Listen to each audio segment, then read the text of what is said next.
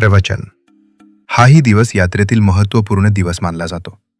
या दिवशी प्रथम चंदनउटी व प्रसादाचा कार्यक्रम पार पडतो.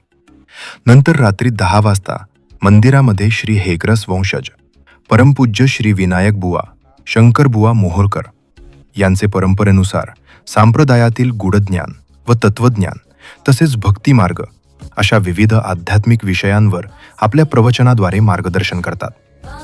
आध्यात्मिक ज्ञान म्हणजे स्वतःच्या आत्मस्वरूपाचा, ईश्वराचा आणि जीवनाच्या अंतिम सत्याचा शोध घेणे होय.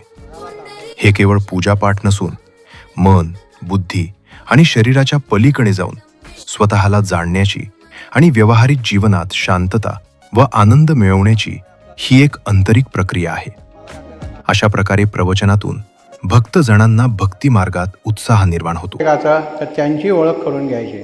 काही ओळखधारी म्हणजे परमेश्वराची ओळख करून घ्यायची. हे आपलं ध्येय असलं पाहिजे आणि ध्येय पाहिजेच सगळ्यांचं. आणि त्यासाठी उपाय कोणता आहे तर सगळ्यात सुलभ असा मार्ग म्हणजे नामस्मरणाचा आहे. नामस्मरणाने मनुष्याला